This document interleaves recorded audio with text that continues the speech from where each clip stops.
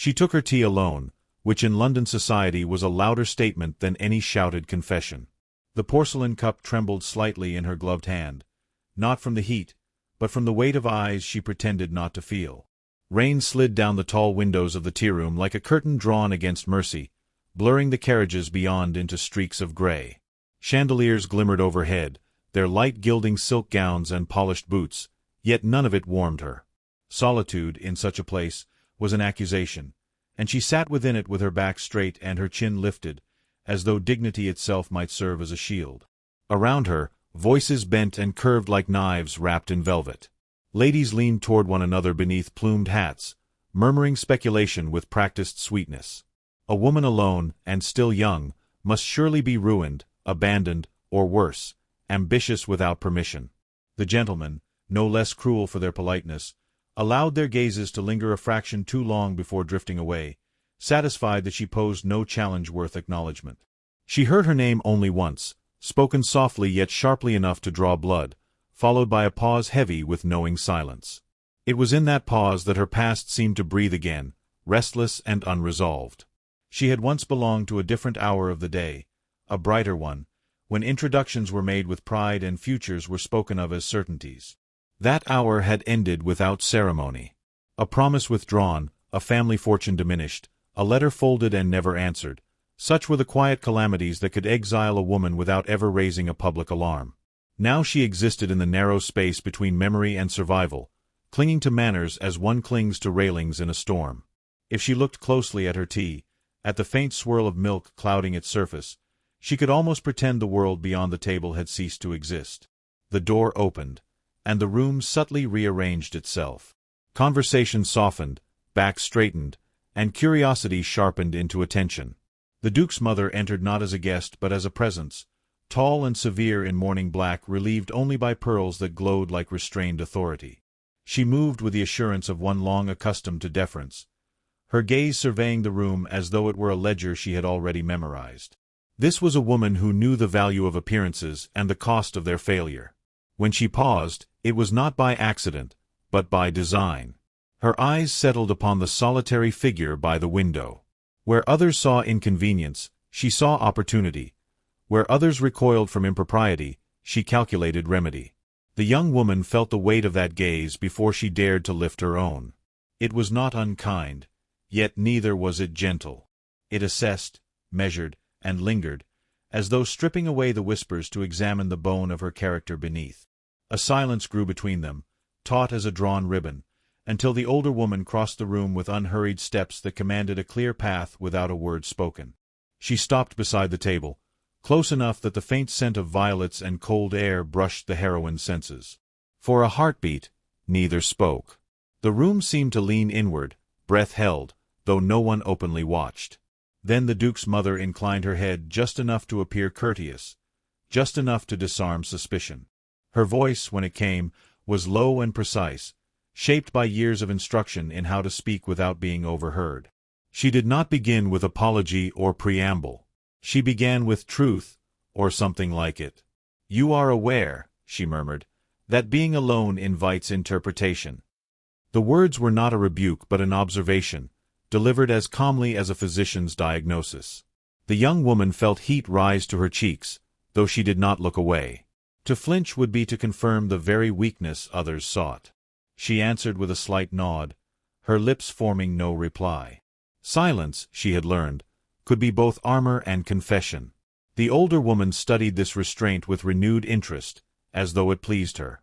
"My son," the Duchess continued, her tone unchanged, "is in need of a solution." The statement hung there, startling in its frankness. Somewhere beyond the window, a carriage wheel struck stone, the sound sharp and fleeting. The heroine's pulse quickened, uncertainty blooming alongside an instinct she did not yet recognize as hope. It was absurd, she knew, to imagine herself relevant to such a household, such a name. Yet the Duchess had not chosen another. She had chosen her. The whisper that followed altered the air itself. Leaning closer, the Duchess spoke so softly that the words seemed meant for the space between them alone. "I require you to feign being my son's fiancée." The sentence was delivered without ornament, as though requesting a courtesy rather than proposing a deception that could unmake them both. For an instant, the world narrowed to the fine crack in the teacup's glaze, to the sound of rain steady and relentless. The young woman's breath caught, not in delight, but in recognition of the danger disguised as rescue. She understood at once what was being offered, and what would be demanded in return. Protection, perhaps. Legitimacy, certainly. But also scrutiny, performance, and the constant threat of exposure. To refuse would be to sink quietly back into the margins, her fate sealed by absence. To accept would be to step onto a stage lit too brightly to forgive a single misstep. The Duchess waited, confident in patience honed by power. Across the room, whispers resumed, unaware that a different sort of scandal had just been born, one that had not yet decided whether it would destroy her, or save her entirely. In that suspended moment, she realized survival might demand courage equal to shame, and the courage to pretend could change everything forever hence. The transformation began not with declarations, but with objects, small, deliberate signs laid carefully like stepping stones across uncertain ground. The very next morning, a carriage bearing the Duke's crest waited outside her lodging, its lacquered door gleaming despite the soot-stained street. Neighbors paused in their sweeping. Curtains twitched.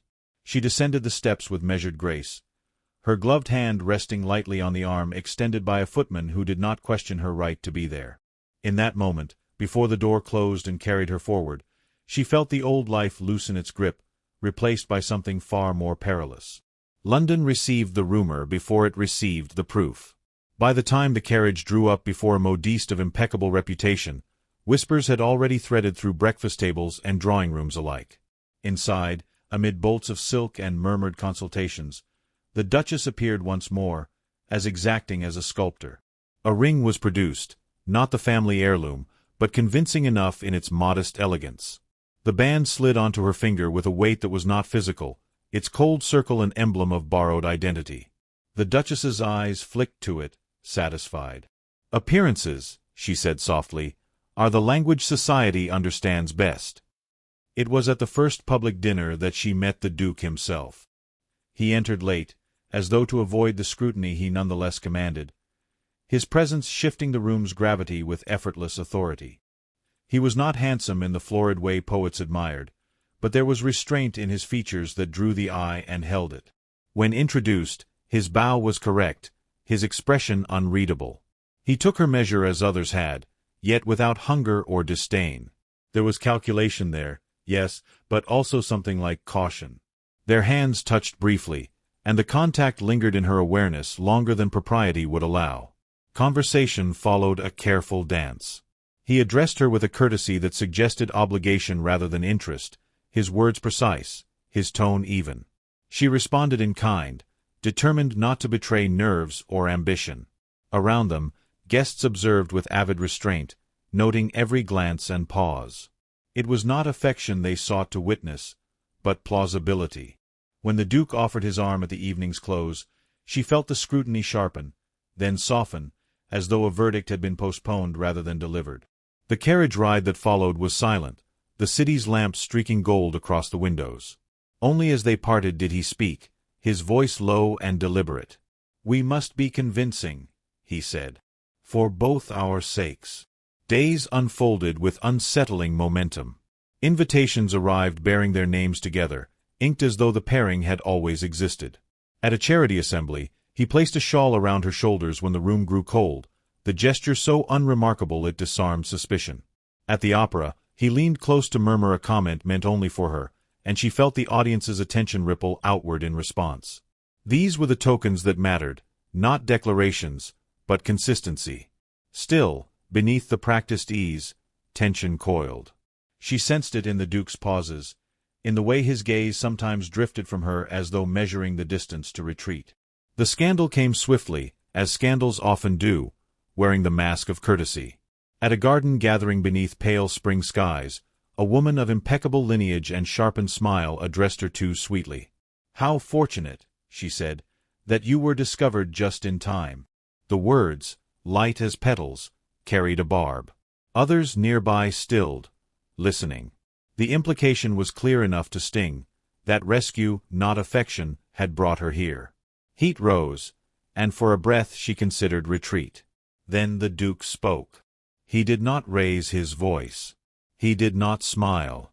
"My fiancée," he said evenly, "requires no discovery. She has always been precisely where she belongs."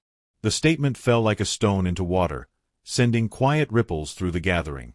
The woman flushed, murmured an apology, and withdrew. In the aftermath, something shifted. Gratitude warred with unease within her, for his defense carried weight, and weight demanded consequence. When their eyes met, she saw not triumph, but a warning. This path would not remain without cost. That evening, alone once more, she turned the ring upon her finger and wondered whether the greatest danger lay not in society's judgment, but in how quickly pretense was beginning to feel like promise. They were stranded by circumstance rather than intention, though society would later insist otherwise. A late frost turned the roads treacherous, and the Duke's country estate, intended as a brief stop between obligations, became a refuge neither had planned to share alone. The house settled into evening with a hush that felt conspiratorial, firelight trembling along paneled walls, shadows gathering like withheld truths. Servants moved quietly, aware of propriety even in isolation, and withdrew early, leaving the vastness of rooms to echo with restrained possibility. She stood in the library, fingers trailing along the spines of leather-bound volumes, absorbing the scent of dust and ink and polished wood. Here, removed from watchful eyes, her posture softened, though not entirely. Habit was stubborn. When the Duke entered, he paused, as though uncertain whether to intrude upon a private thought. He closed the door behind him with care, the latch sounding louder than intended. For a moment, they regarded one another in silence, stripped of audience and artifice. It was unsettling how different he seemed without society's frame, how the lines of his face spoke of fatigue rather than authority. "You need not stand on ceremony here," he said at last, his tone gentler than she had heard before. "There is no one to persuade." She smiled faintly, though the words unsettled her more than comforted. Without persuasion, what remained? She took a seat by the fire, hands folded, watching the flames consume their fuel with quiet hunger. He followed, choosing a chair opposite her, the space between them deliberate. Outside, wind pressed against the windows, a reminder of the world they had briefly escaped. The conversation began cautiously, skirting safe ground. He spoke of the estate's history, of winters harsher than this one, of responsibilities inherited rather than chosen. She listened, offering polite responses, yet her attention wandered to the pauses he left unfilled, to the way his gaze drifted as though searching for words he had not yet allowed himself. When she spoke of her own childhood, she kept it vague, shaped by instinctive self-preservation. But something in the stillness urged honesty forward, like breath before a confession. "There is more," she said quietly, surprising herself. He looked up at once, alert. The fire cracked, punctuating the moment. "I have been careful," she continued, "because care has been my only protection. But you deserve to know what you defend." The admission cost her effort, each word weighed and measured. She spoke of loss without names, of expectations unmet, of a moment when the future narrowed so abruptly it left her gasping. She did not plead for sympathy. She offered context, nothing more. He listened without interruption, his expression grave. When she finished, the silence that followed was different from those before, denser, charged with understanding. "You owe me nothing," he said finally. "Nor do you owe my mother. This arrangement was not meant to demand your absolution." Yet even as he spoke, his voice betrayed an undercurrent of strain. She saw then that the burden he carried was not solely hers to bear. "What does it demand of you?" she asked. The question slipped out before restraint could reclaim it. He hesitated, then exhaled, a sound like surrender. "That I continue pretending this does not matter," he replied. "That I accept duty as substitute for desire." His gaze met hers, unflinching now. "I agreed to this because it was expedient. Because it spared me another negotiation masquerading as courtship. I did not expect it to unsettle me." The admission altered the room. Firelight danced across his features, softening angles, revealing something unguarded. She felt a tightening in her chest, not fear but recognition. "Nor did I," she said, her voice barely audible. The words carried more weight than intended. In that instant, the fiction between them thinned, becoming perilously transparent. He leaned forward, elbows resting on his knees, as though drawn by gravity he no longer resisted. "There are moments," he said, choosing each word with care, "when I forget this began as strategy. When I look at you and wonder whether I am capable of something more reckless." He stopped himself, jaw tightening. The confession hovered incomplete, a bridge unfinished. She sensed the danger of pressing further, yet the desire to know pressed back. Her heart beat faster, each pulse echoing the question neither dared voice. She rose abruptly, crossing to the window, needing distance from the warmth that threatened to undo her. Outside, moonlight traced the frozen ground, silver and unyielding. "We cannot afford recklessness," she said, though the protest rang hollow even to her own ears. He stood as well, though he did not approach. "No," he agreed. "But nor can we ignore what has already changed." The words lingered, undeniable. They parted that night with careful courtesy restored, yet nothing was resolved. As she lay awake later, listening to the house breathe around her, she understood that pretense had carried them to a threshold neither had intended to cross, and the next step, once taken, could never be undone. The grand ballroom shimmered with the reflection of countless candles, their flames trembling in crystal chandeliers as though aware of the tension they illuminated. Velvet drapes framed tall windows where the night pressed its darkness against the glass, contrasting the warmth and opulence within. The room hummed with conversation, laughter carefully measured, and the rustle of silk gowns that whispered across polished floors. Yet for her, every sound was amplified and threatening, each glance a reminder of the precarious stage she had been placed upon. She had rehearsed her comportment countless times, but tonight, rehearsal offered little solace. Her eyes searched the room as she entered, noting each familiar face, each whispered rumor, and the subtle shift of attention that followed her movements. She had grown accustomed to scrutiny, yet the anticipation of this particular evening, the culmination of pretense and desire, weighed heavier than any alone she had endured. The Duke's mother presided near the dais, immaculate in her black silk, pearls tight at her throat, eyes sharp as a hawk assessing its prey. The Duchess's expression suggested satisfaction with the public's acceptance, yet concealed the quiet threat of a misstep that could undo everything. The Duke approached as if summoned by gravity itself, his movements controlled, each step precise. When he reached her side, he bowed, an action more formal than affectionate, yet the energy between them thrummed with restrained potential. She offered the smallest nod, the faintest smile, which he returned with a glance that carried the weight of unspoken understanding.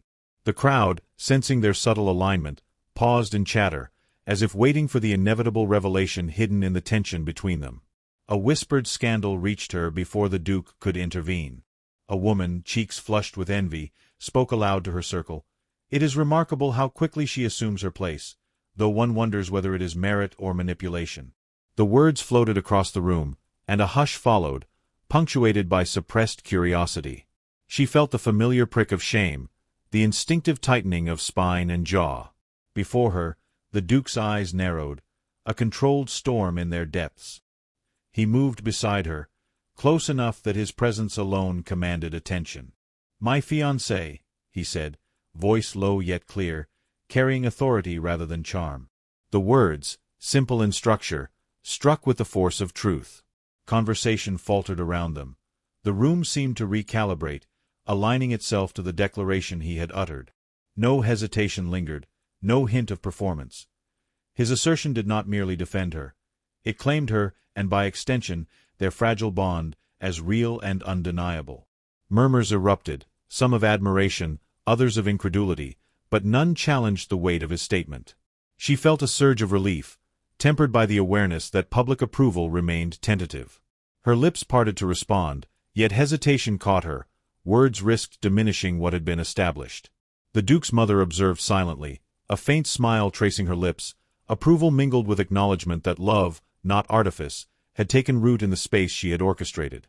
The tension between duty and desire, always palpable, crystallized into a single moment of clarity. Neither could retreat, nor would they wish to. The orchestra struck up, a soft swell of strings that drew attention to the center of the room. He extended his hand, a gesture of invitation rather than command, and she placed hers in his, feeling the pulse beneath gloved fingers, steady and certain. Their dance began, steps measured, bodies close yet decorous, a ballet of restraint and intimacy that spoke louder than any whispered rumor. Each turn, each brush of fingertips, conveyed a dialogue of vulnerability and acknowledgement, weaving their pretense into something intimate, impossible to ignore. Through the dance, she glimpsed fragments of his true self, moments of humor flickering in the corner of his eyes, flashes of tenderness revealed in subtle touches, the honesty of intention laid bare in the way he guided her. She responded in kind, no longer merely pretending compliance, but engaging in the quiet assertion of her own agency. The ballroom, a theater of social expectation, transformed into a private arena where gestures replaced words, and proximity replaced speech. Yet even in this intimacy, danger lingered. Society's scrutiny remained, and she knew the whispers, the judgments, and the envy would persist beyond the music and candlelight. The Duke, aware of the risks, did not falter. He met her gaze with an intensity that suggested both challenge and protection. His lips moved slightly, forming words she could not hear over the music, yet the meaning was clear. He would defend her, publicly and privately, even at the expense of his own standing.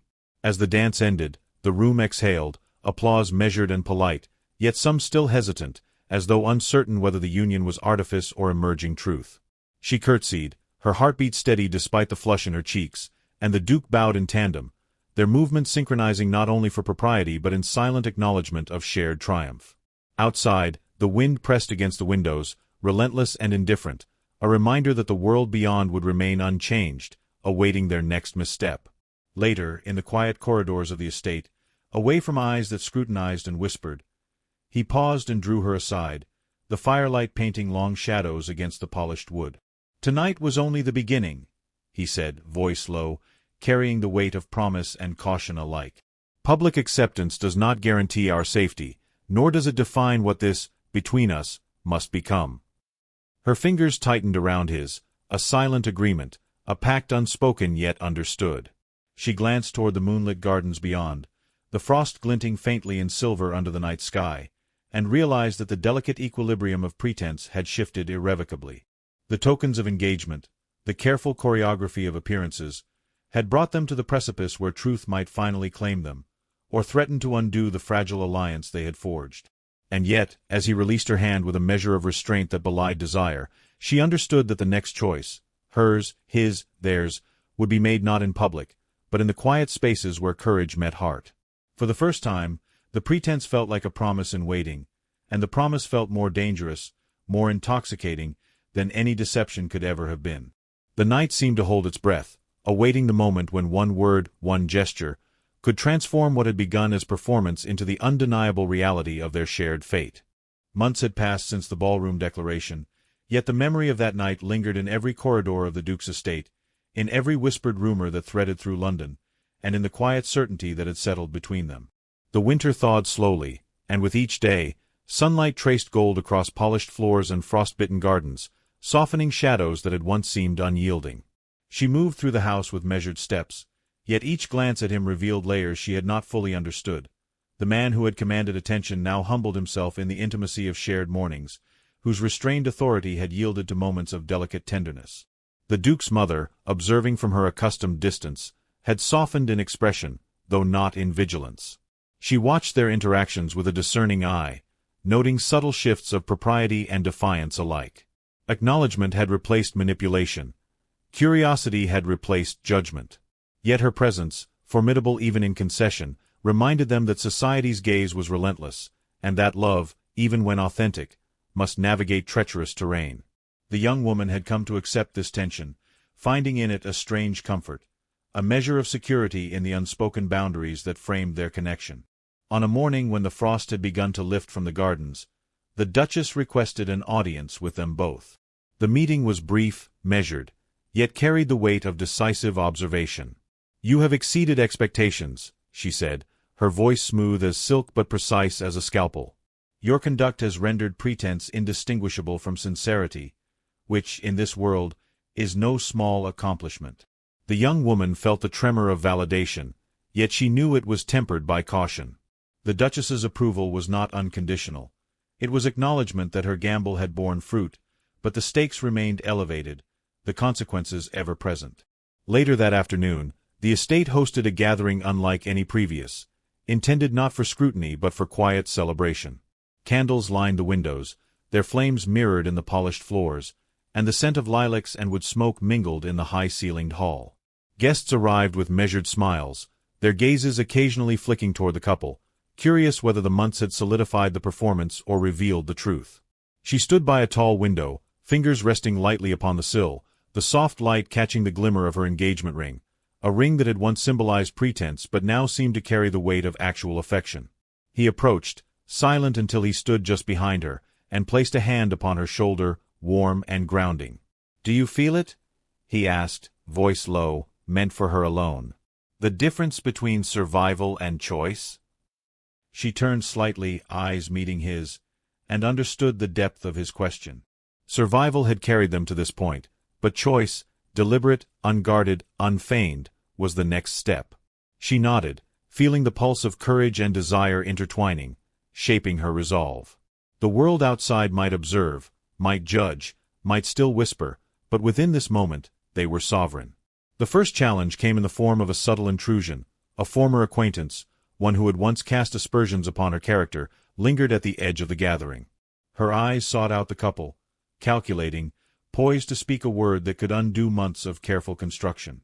But the Duke, ever vigilant, moved with quiet authority, placing himself between the threat and her.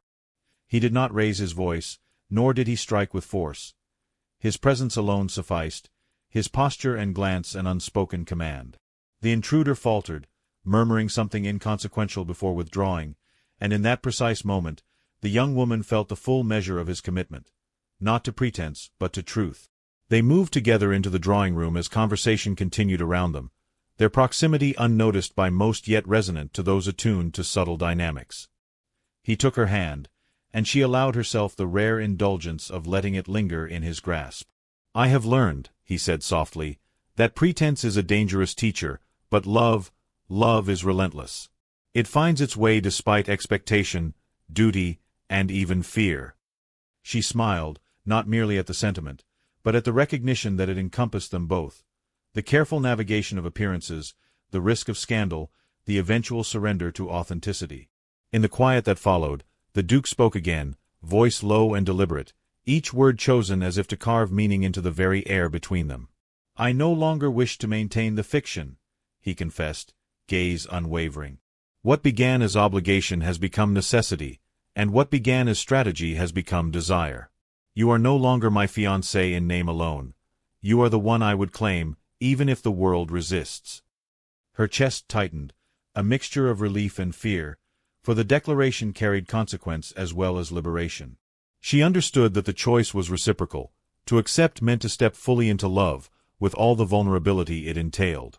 The room seemed to recede, the surrounding guests fading into the soft glow of candlelight as if their presence mattered less than the space carved between them.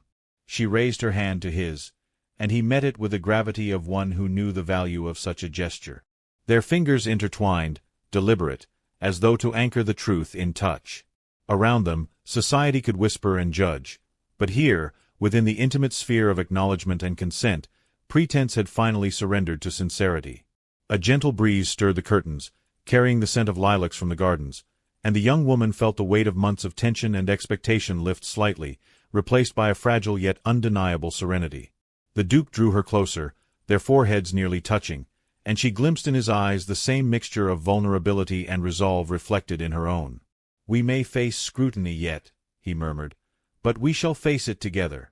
The words, simple yet profound, sealed the fragile covenant of truth and affection between them. In the ensuing moments, their mother and protector offered a rare nod of acknowledgement, a subtle sign that, for once, societal approval and personal fulfillment were not at odds. The young woman exhaled, feeling a lightness she had not known since the first day she had been asked to pretend, and yet she knew the journey was not complete. Outside the windows, the world remained unchanged. Whispers persisted, the carriage wheels turned, and the streets of London carried on, but inside, a transformation had occurred. Pretense had given way to choice, fear had given way to courage, and doubt had given way to recognition of what they might become together. As they stepped back toward the hallway, hands still entwined, the young woman cast one last glance toward the moonlit gardens, silver glinting upon frost melting into spring. She realized that the act of pretending had led them to something far more enduring than performance. The delicate triumph of love claimed through persistence, courage, and the willingness to defy expectation. And though the night carried with it shadows of potential scandal and lingering judgment, in that precise moment, the weight of the world seemed bearable, for love, once whispered as pretense, now stood boldly, irrevocably as truth.